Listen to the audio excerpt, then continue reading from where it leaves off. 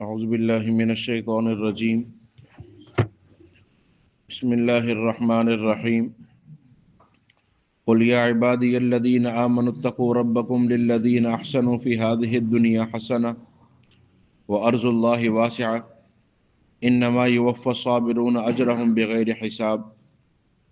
قل یا عبادی الذین آمنوا، آپ فرما دیجئے میرے ان بندوں کے لیے جو ایمان لائے، اتقوا ربکم، تم ڈرو اپنے رب سے، للذین احسنوا، جن لوگوں نے بھلائی کی اور نیکی کی، فی ہذہ الدنیا حسنہ، ان کے لیے اس دنیا کی زندگی میں بھلائی ہے، وارض اللہ واسعہ، اور اللہ کی زمین کشادہ ہے، انما یوفی الصابرون اجرہم بغیر حساب، بے شک اللہ پورا دے گا صبر کرنے والوں کو ان کا اجر بغیر حساب کے۔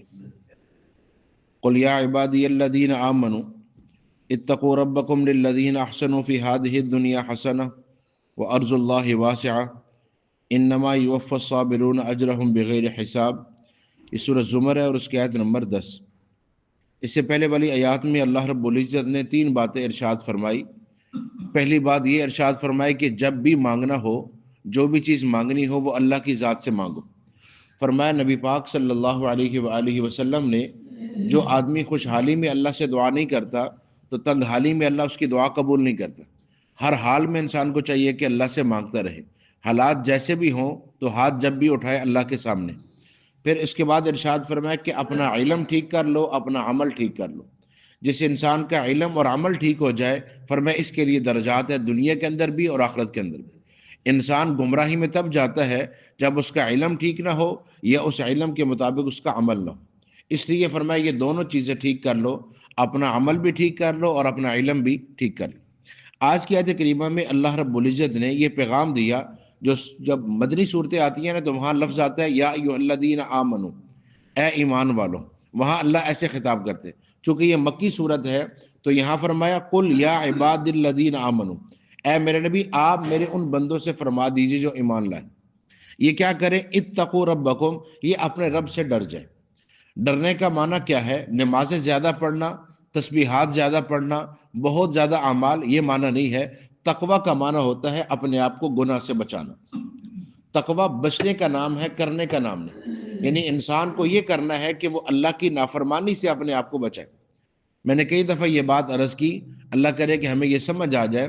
نبی پاک صلی اللہ علیہ وآلہ وسلم نے مکہ مکرمہ میں ایک صاحب کو دیکھا، ایک آدمی کو دیکھا، نوجوان ہے، اور عورتیں پانی بھر رہی ہیں کنویں پر، اور یہ ان کو کہہ رہا ہے کہ میرا اونٹ بھاگ گیا، مجھے رسی بنوا دو۔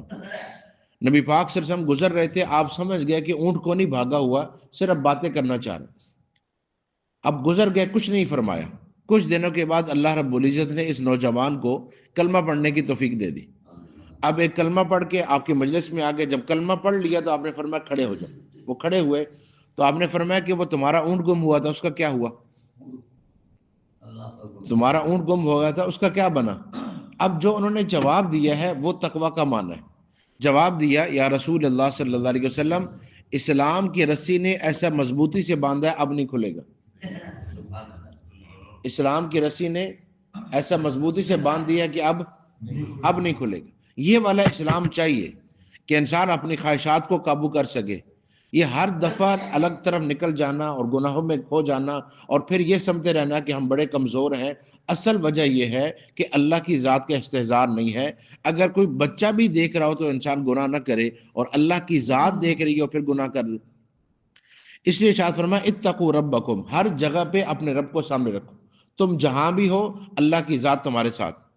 تو جب اللہ کی ذات ہے وَهُوَ مَعَكُمْ أَيْنَمَا كُنْتُمْ، دیکھیں نا کتنی آسان آیت ہے۔ ما يكون من نجوى ثلاثة إلا هو رابعهم ولا خمسة إلا هو سادسهم ولا أدنى من ذلك ولا أكثر إلا هو معهم أينما كانوا۔ تم 3 ہو، چوتھی اللہ کی ذات، 4 ہو، 5ویں اللہ کی ذات ہے، 3 سے کم ہو اللہ تمہارے ساتھ ہے، 5 سے زیادہ ہو تب بھی اللہ تمہارے ساتھ ہے، تم جہاں بھی ہو۔ یعلم خائنۃ الأعین، وہ آنکھوں کی خیانت بھی جانتا ہے۔ وَيَعْلَمُ مَا فِي الصُّدُورِ، جو سینے کے اندر چھپا ہوا اللہ اس کو بھی جانتے ہیں۔ اور حدیث پاک میں نبی پاک صلی اللہ علیہ وآلہ وسلم نے اور آسان کر کے سمجھایا، کالی رات، کالا پتھر اور کالی چیونٹی، اللہ اس کے قدموں کی آہٹ کو بھی سنتے ہیں اور اس کے دل میں پیدا ہونے والے کھٹکے کو بھی جانتے ہیں۔ تو جب اللہ کا علم اتنا وسیع ہے پھر مجھے کیا ہو جاتا ہے کہ میں یہ جانتے بوجھتے، حضرت علی رضی اللہ تعالیٰ فرماتے ہیں ہماری جلوت پاک ہو جائے اس سے زیادہ ضروری ہے کہ خلوت پاک ہو جائے. اور یہ تنہائی کا گناہ اس حد تک نقصان دہ ہے، چونکہ آج ہم سب تنہا ہو گئے. آج ہم کیا ہو گئے؟ سارے کے سارے تنہا. گھر کے اندر بیٹھ کر بھی تنہا، ٹیبل پر بیٹھ کر بھی تنہا، محفل میں بیٹھ کر بھی تنہا. گھر کے سارے افراد ایک کمرے میں بیٹھے تب بھی الگ الگ. کیسے؟ ہر ایک کے پاس اپنا اپنا فون ہے، اپنا کچھ دے کر کوئی پرواہ نہیں کون بیٹھا ہے، کہاں بیٹھا ہے، کتنے عرصے کے بعد ملا ہے. جی جتنے بھی ملاقات کے لیے بھی آتے ہیں وہ بھی اپنا اپنا ہی کر رہے ہیں. کس سے ملاقات کرنے آئے تھے، کیا کام تھا، کچھ نہیں پتا. کسی نے اپنا کچھ کھولا ہوا ہے، اس نے اپنا کچھ کھولا ہوا ہے. بات اگر کی بھی جائے تو بے خبری میں جواب آتا ہے، کچھ پتہ نہیں ہے. اب یہ جو گناہ ہے کہ ایک کمرے میں 4 لوگ بیٹھے ہیں اور ہر ایک اپنا اپنے گناہ میں،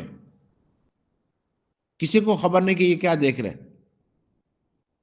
جی اور نسائی شریف میں یہ حدیث ذہن میں رکھیے گا، حضرت ابو ہریرہ رضی اللہ تعالیٰ عنہ سے ایک آدمی مکہ مکرمہ کے پہاڑوں کے بقدر اعمال لے کر اللہ کے سامنے پہنچے گا. کتنے پہاڑ؟ مکہ کے پہاڑوں کے برابر اعمال لے کر پہنچے گا اور اللہ اس کے سارے اعمال کو ضائع کر دیں گے. ایک تو اتنے اعمال کرنا اور پھر ان سارے اعمال کا ضائع ہو جانا، ایک عمل بھی قبول نہیں. اب یہ بندہ سوچے گا کہ جب میں نے اتنے اعمال کیے تو یہ سارے کے سارے رد ہو گئے. اللہ رب العزت فرمائیں گے تو لوگوں کے سامنے گناہ کرتے ہوئے تو حیا کرتا تھا، تنہائی میں میری ذات سے حیا نہیں آتی تھی. وہ جو تو نے تنہائی میں میرا خیال نہیں کیا، سارے کے سارے اعمال ضائع. تو اس لیے آج ضرورت ہے اس بات کی کہ ہم دیکھیں کہ ہم کیا کر رہے ہیں. اگر آج سے 15-20 سال پہلے چلے جائے تو بچہ ماں باپ کے سامنے ہوتا تھا. جی ایک ہی کمرے میں سب تھے، سونا ہے تب بھی، کھانا ہے تب بھی، بیٹھنا ہے تب بھی. تو کم از کم کچھ نہ کچھ حرکات و سکنات سامنے آتی تھی، کچھ اصلاح ہو سکتی تھی. اب ہمیں ماڈرن زندگی نے کیا بتایا کہ ہر ایک کی پلیٹ بھی الگ ہونی چاہیے، ہر ایک کا کمرہ بھی الگ ہونا چاہیے. بیٹی کا کمرہ الگ، بیٹے کا الگ، ماں باپ کا الگ. اور پھر اوپر سے اس وقت تو چلو 15-20 سال پہلے تو یہ اتنا عام بھی نہیں تھا، اب تو یہ بھی آ گیا، پھر نیٹ بھی آ گیا. جی پیکج کا بھی مسئلہ نہیں رہا کہ وائی فائی لگا ہوا ہے. اب وہ کیا کر رہا ہے، کس دنیا میں کھویا ہوا ہے، کسی کو نہیں خبر. اور اصلاح کیا کریں گے، والدین کیا سمجھائیں گے جب والدین کو کچھ خبر ہی نہیں. تو ضرورت ہے آج اپنی اولاد کو سنبھالنے کی، سمجھانے کی، اپنے ساتھ بٹھانے کی، اپنے ساتھ لگانے کی. جو ماں باپ بڑھاپے میں یہ کہتے ہیں نا کہ اولاد ہمارے پاس نہیں بیٹھتی، ہمیں ٹائم نہیں دیتی، آج اولاد بھی یہی کہے گی کہ ہمیں بھی بچپن میں آپ نے ٹائم نہیں دیا. آپ کی اپنی مصروفیات تھی، ہماری اپنی مصروفیات. تو پہلی بات ارشاد فرمائی میرے بندوں سے فرما دیجیے. عبداللہ بن عباس رضی اللہ تعالیٰ عنہ فرماتے ہیں کہ میرے پاؤں زمین پہ نہیں لگتے اس خوشی سے کہ اللہ نے مجھے اپنا بندہ کہا ہے. میرے بندے سے فرمائے. کوئی بڑا کہہ دے نا یہ ہمارے ہیں جی، یہ میرا بندہ ہے جی، اس کا خیال رکھنا جی، ہمارے تعلق والے ہیں، تو ہم پھولے نہیں سماتے. یہاں اللہ احکم الحاکمین فرما رہے میرے بندے، میرے بندوں سے فرما دے. جی تسی پھر بھی پریشان ہی بیٹھے، پتہ نہیں کیا. اللہ نے آپ کو اپنا بندہ کہا، اس پہ تو خوش ہو جانا چاہیے. جی اللہ کہہ رہے ہیں میرے بندے. کیا فرمایا؟ اتقوا ربکم، اپنے رب کی نافرمانی سے ڈرو. للذین احسنوا، جن لوگوں نے بھلائی کی، نیکی کی، فی ہذہ دنیا حسنہ، ہم دنیا کے اندر بھی ان کو بہتری اور بھلائی عطا کریں گے. اب دنیا کی بھلائی یہ نہیں ہوگی کہ مال بہت بڑھ جائے گا، دکانداری بہت بڑھ جائے گی، تجارت بہت بڑھ جائے گی، یہ نہیں. ہم انہیں صحت دیں گے، ہم سکون دیں گے، ہم اطمینان دیں گے، ہم ضرورت کی ساری چیزیں ان کو عطا کر دیں گے کہ ان کی ضروریات چلتی جائیں گی انشاءاللہ. بہت زیادہ نہ بھی آئے گا لیکن جو ان کی ضرورت ہے وہ پوری ہوتی رہیں گی. پھر سب سے بڑی بات دل کے اندر اطمینان ہوگا، سکون ہوگا. آپ کو اندازہ نہیں ہے کہ تھوڑے میں اللہ نے سکون کتنا زیادہ رکھا ہے اور زیادہ میں بے سکونی بھی کتنی زیادہ رکھی. آپ کبھی اس آدمی کو دیکھیں نا جس کا کام پڑ جاتا ہے، اس کا کیا حال ہوتا ہے. سفر میں ہے، گھر میں ہے، کھانے میں ہے، جہاں بیٹھا ہے وہی سب کچھ چل رہا ہے. اور ایک وہ آدمی اس کو پتا ہے 2 ہی تھی، کھا لی ہے، باقی صبح دیکھا جائے گا. نبی پاک صلی اللہ علیہ وسلم نے فرمایا جس کے پاس صبح کے وقت 2 روٹیاں ہیں وہ بادشاہ ہے۔ حضرت علی رضی اللہ عنہ نے اس کو آسان کیا، فرمایا اگر تیرا کل ہے تو کل کا رزق بھی اللہ نے لکھا ہے، اور اگر کل نہیں ہے تو پھر پریشان کیوں ہے؟ نہیں سمجھے؟ اگر کل ہے تو کل کا رزق بھی اللہ نے لکھا ہے، اور اگر کل ہے ہی نہیں تو پھر پریشان کس بات کا؟ کل کیا بنے گا؟ جب ہے ہی نہیں تو پریشان کیوں ہونا ہے؟ پریشان تو تب ہونا ہے کہ جب ہو اور اللہ نے رزق تو لکھا ہوا ہے۔ ایسا تو نہیں ہے کہ اللہ رب العزت بھول جائے کہ کس بندے کا رزق۔ فرمایا ہم اس کو دنیا کے اندر بھلائی دیں گے۔ وَأَرْضُ اللَّهِ وَاسِعَةٌ، اور اگر کسی زمین پر رہ کر اللہ کی عبادت مشکل ہے تو پھر آپ دوسری جگہ پہ جاؤ جہاں انسان گناہ سے بچ نہ سکے اور نیکی کر نہ سکے، وہاں سے ہجرت فرض ہو جاتی ہے کہ اس علاقے کو چھوڑ کر دوسری جگہ پہ جائے۔ انما یوفی الصابرون، لیکن اب ہوگا یہ کہ جب گھر چھوڑے گا، کاروبار چھوڑے گا، سب کچھ چھوڑ کے دوسری جگہ پہ جائے گا تو وہاں کے حالات تو اچانک جلدی موافق نہیں نہ ہوں گے، وہاں پریشانی بنے گی۔ لیکن چونکہ اس نے نیکی کے لیے اور گناہ سے بچنے کے لیے یہ ہجرت کی ہے، ان تکالیف پر جو صبر کرے گا اللہ اس پر بغیر حساب کے عطا کرے گا۔ وہ 27 گنا، 25 گنا، 700 گنا، فرمایا وہ پیچھے رہ جائے گا، پھر اللہ بے حساب عطا کر دیں گے۔ قل انی امرت، اور یہ حکم صرف اہل ایمان کو نہیں ہے۔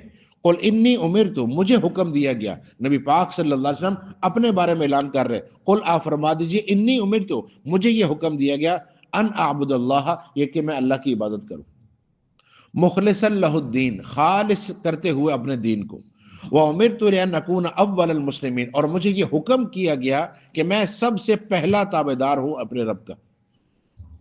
مسلم عربی میں اس اونٹ کو کہتے ہیں جس کے نکیل کسی کے ہاتھ میں ہو، وہ جس کی نکیل جس کے پاس ہے وہ لے کے چلتا ہے تو یہ اونٹ چل رہا ہے، جہاں وہ بٹھاتا ہے یہ اونٹ بیٹھ جاتا ہے، جہاں وہ چلاتا ہے یہ چل پڑتا ہے، یہ ہے مسلم۔ تو مسلمان وہ ہے کہ جہاں اللہ حکم دے رکنے کا وہاں رک جائے، جہاں حکم دے چلنے کا وہاں چل پڑے، جو اپنی ساری خواہشات کو اللہ کے دین کے تابع کر لے، یہ مسلمان ہے۔ لا یؤمن احدکم حتی یکون ہواہ تبعا لما جئت بہ، یہ نبی پاک صلی اللہ علیہ وآلہ وسلم نے فرمایا کوئی مومن نہیں ہو سکتا جب تک کہ وہ اپنی خواہشات کو میرے دین کے تابع نہ کرے، جہاں دین کا جو حکم ہے اس کو پورا کرنا ہے۔ فرمایا قل انی اخاف، آپ فرما دیجئے کہ میں خوف رکھتا ہوں، ان عصیت ربی، اگر بالفرض والمحال میں اپنے رب کی نافرمانی کر بیٹھوں، عذاب یوم عظیم، بڑے دن کے عذاب سے۔ یہ خطاب نبی پاک صلی اللہ علیہ وسلم کو ہے، سنانا امت کو ہے، انبیاء تو معصوم ہے، یہ ہمیں سنانا مقصود ہے۔ اور قل اللہ اعبد مخلصا لہ دینی، اور مجھے یہ حکم دیا گیا آپ فرما دیجئے کہ میں اللہ کی عبادت کروں خالص کرتے ہوئے اسی کے لیے اپنی اطاعت اور بندگی کو۔ اب دیکھیں نا، یہ ایک ہی بات اس صورت میں 5ویں دفعہ آ رہی ہے کہ اپنی عبادت میں اخلاص پیدا کرو، عبادت میں کوئی شریک نہ ہو، کسی کی وجہ سے نہ عبادت کی جائے نہ کسی کی وجہ سے عبادت چھوڑی جائے، عبادت جب بھی کی جائے تو اللہ کی ذات کے لیے ہی ہو۔ فرمایا فاعبدوا ما شئتم من دونی، اور اگر یہ لوگ کہتے ہیں کہ جی نہیں یہ بھی ہمارے بڑے ہیں، یہ بھی کچھ کرتے ہیں، یہ بھی ہمارے کام آتے ہیں، ہمارے ابا و اجداد ان کی کر رہے تھے، کیا یہ بیکار ہیں؟ تو فاعبدوا ما شئتم من دونی، پھر آپ ان کو فرما دیں کہ تم جس کی چاہو پھر عبادت کرو، میں تو اپنے رب کی عبادت کروں گا، میں اسی کی بندگی کروں گا، میں اسی کے سامنے اپنا سر جھکاؤں گا۔ تم اگر نہیں چاہ رہے، تم اپنے بتوں کو دیکھنا چاہ رہے ہو تو کر لو۔ قل ان الخاسرین الذین خسروا انفسهم واہلیہم یوم القیامہ، آپ فرما دیجئے بے شک وہ لوگ جنہوں نے خسارے میں ڈالا، ان کے لیے خسارہ ہے، اپنے لیے بھی اور اپنے اہل و عیال کے لیے بھی قیامت والے دن۔ یہ سب کے سب خسارے میں ہوں گے جنہوں نے اللہ کو چھوڑ کر کسی اور کی عبادت کی ہے۔ الا ذالک هو الخسران المبین، آپ فرما دیجئے کہ یہ بہت بڑے خسارے میں جا رہے ہیں، بڑا واضح اور کھلا خسارہ ہے کہ جب اللہ کے سوا کوئی اور کچھ بنا نہیں سکتا، کام آ نہیں سکتا، عذاب سے بچا نہیں سکتا۔ آگے آیت آ رہی ہے، اس میں اللہ نے واضح اعلان کیا کیا آپ اسے بچا سکتے ہیں جسے میں نے جہنم میں داخل کر دیا؟ فرمایا لہم من فوقہم ظلل من النار، ان کے لیے اوپر بھی آگ ہوگی، ومن تحتہم ظلل، اور نیچے بھی آگ ہوگی، اور تہ بتہ ہوگی، اوپر بھی آگ نیچے بھی آگ۔ ذالک یخوف اللہ بھی عبادہ، اب وہ بات جو شروع میں فرمائی نا، قل یا عبادی، میرے بندوں سے فرما دیجئے کیا کریں، اتقوا ربکم، اپنے رب سے ڈریں.